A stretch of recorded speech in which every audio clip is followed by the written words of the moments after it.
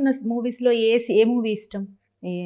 నాకు ఏం ఇష్టం అంటే సీతారామం ఇష్టం ఎక్కువ. 2020 ఆర్ 23 అది 22 ఆర్ 23, బట్ సీతారామం చాలా ఇష్టం నాకు. అందుకు అంటే ఏది చాలా ఎమోషనల్ టైప్ కదా, సో అందుకే చాలా ఇష్టం. అది చూసి కూడా ఏడ్చేసాను నేను.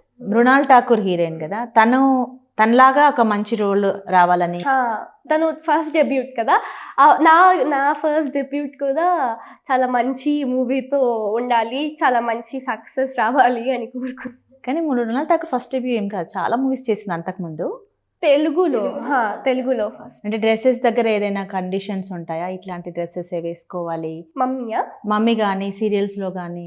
క్యారెక్టర్ వైజ్గా అయితే ఇప్పుడు మనం జంప్ సూట్ ఉంటుంది కదా, అంటే షర్ట్ ప్యాంట్ మొత్తం కలిపేసినట్టు ఉంటుంది కదా, సో అదొకటి. And skirt వేసుకోమన్నారు.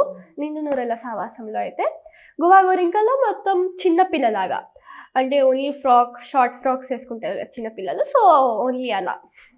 ఇంట్లో మాత్రం ఏం రిస్ట్రిక్షన్స్ ఏం లేవు, ఎలా కావాలంటే అలా. సినిమాల్లో నీకు అట్లా ఏమైనా రిస్ట్రిక్షన్స్ పెట్టుకుందాం అనుకుంటున్నావా?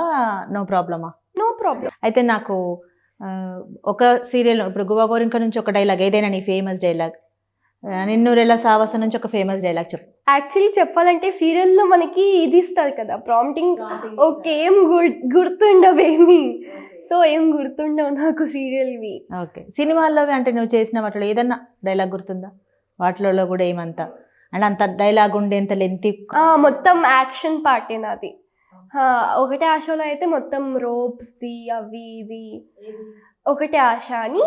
ఇప్పుడు మనం బాహుబలిలో చైన్ నరికేస్తారు కదా, తను చైన్ నరికేసినప్పుడు ఒకరు ఉంటారు కదా, సో అతను ప్రొడ్యూస్ చేసిన మూవీ.